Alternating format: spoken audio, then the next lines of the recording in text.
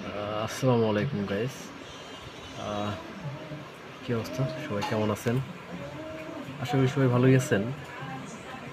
তো ছোট্ট একটা সমস্যা নিয়ে আসলাম আপনাদের কাছে।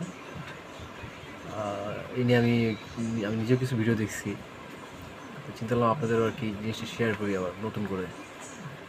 যে বেবি ওয়ালকার যেটা আছে, হ্যাঁ, তো একটা সমস্যা হলে কি হয় দেখেন, এই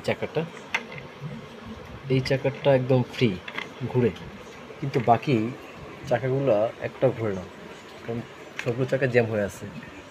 আর এর কারণ দেখেন, আপনার ভিতরেই দেখেন।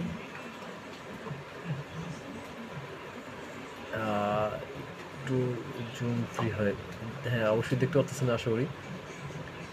তো আমরা এটা কীভাবে করি, এটা কীভাবে ক্লিন করবো আপনাদের দেখাচ্ছি। প্রথমে চাকাটা এখান থেকে টান দিয়া খুলে নেবেন। জাস্ট একটা লক বা একটা নাট সিস্টেম থাকে, এটা এখানে আর কি লাগানো থাকে, এটা টান দিয়ে খুলে নেবেন। এটা এমনি খুলে যায়, কোনো নাটমাট কিছু নেই।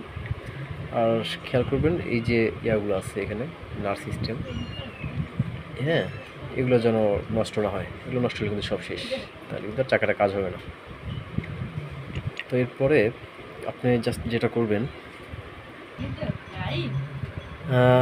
এরপরে আপনারা এটা হাতে নেবেন, কিছু করতে হবে না, কোনো নাট, কোনো কেচি, আমি চেষ্টা করছিলাম, কোনো কেচি বা কোনো ছুরি টুরি দিয়ে কোনো কাজ হবে না।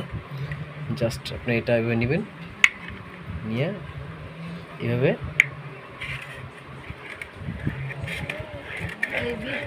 এটা জাস্ট এভাবে চাকাটা আপস অ্যান্ড ডাউন করবেন, সামনে পিছনে করবেন,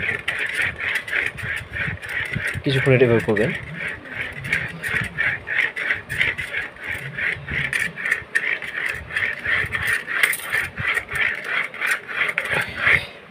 ব্যাস, এরপর ওই যে দেখেন একটু একটু করে বেরোচ্ছে, হ্যাঁ, ওগুলো আমি এখন টেনে টেনে বের করবো। এটা ওরা এই টাইপের কিছু দিয়ে আমরা টেনে বের করতে পারি, বা ছোট কেচি দিয়ে বের করতে পারি, ঠিক আছে।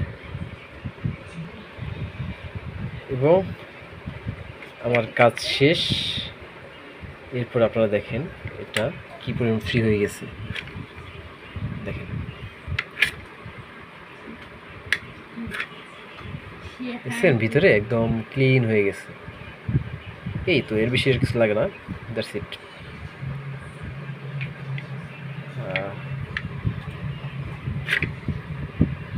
তো ঠিক আছে, সবাই সুস্থ থাকবেন, ভালো থাকবেন। আজ এই পর্যন্তই। আল্লাহ হাফেজ, আসসালামু আলাইকুম।